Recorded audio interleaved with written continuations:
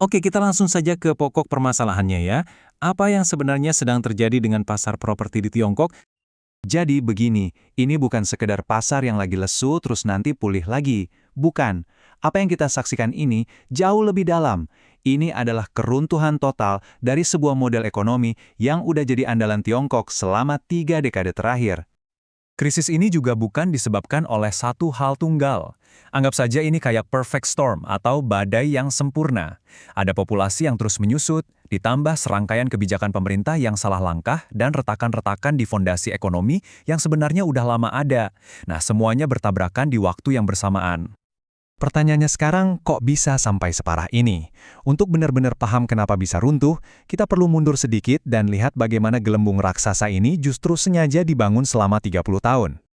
Ceritanya dimulai tahun 1998, ketika sistem perumahan di sana diprivatisasi.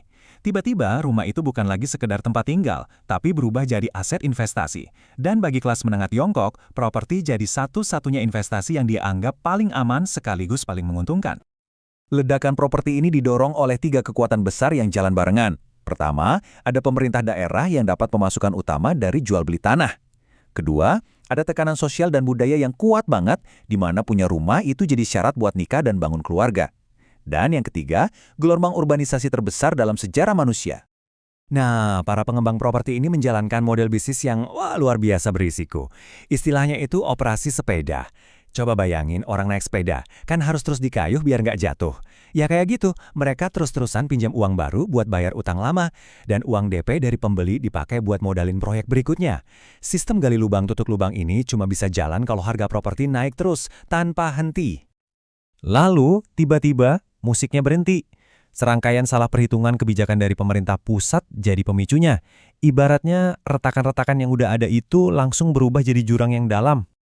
Di tahun 2020, pemerintah mencoba ngerem laju utang yang gila-gilaan dengan kebijakan 3 garis merah.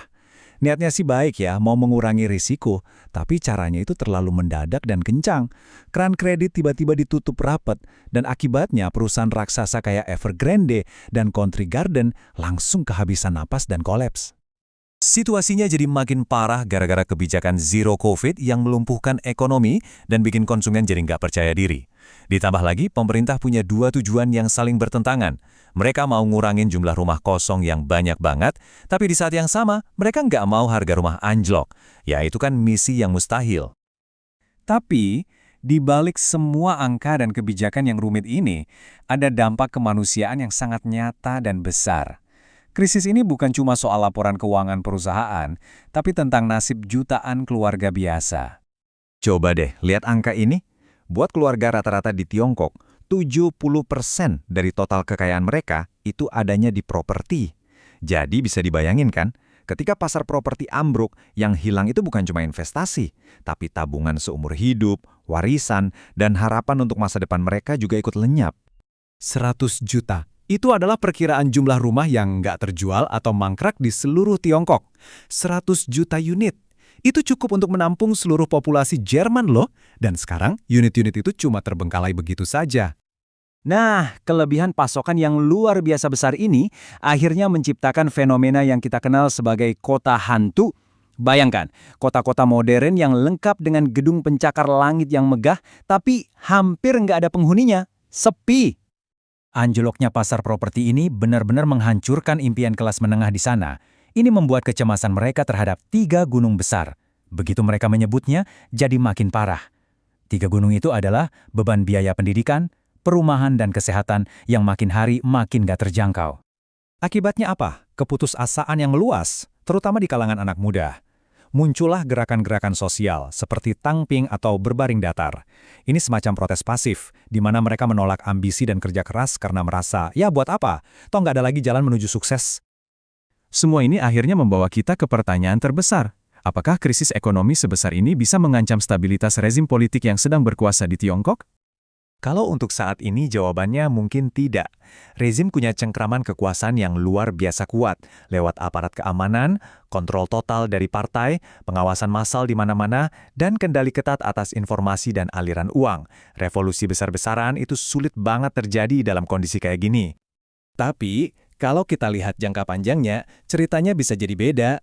Benih-benih ketidakstabilan itu justru sedang ditanam sekarang.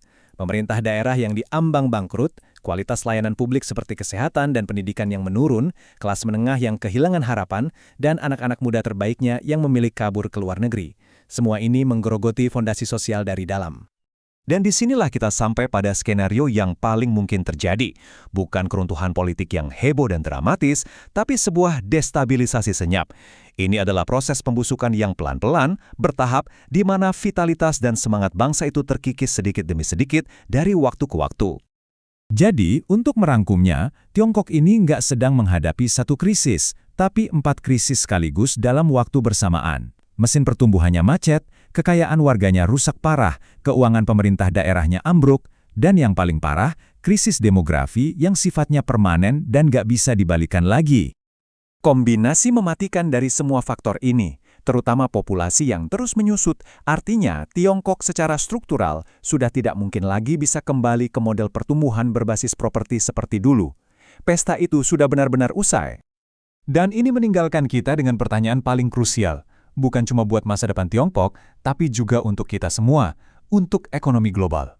Kalau mesin pertumbuhan yang sudah jadi andalan selama 30 tahun ini sekarang mati, apa yang bisa menggantikannya? Atau mungkin memang tidak ada penggantinya?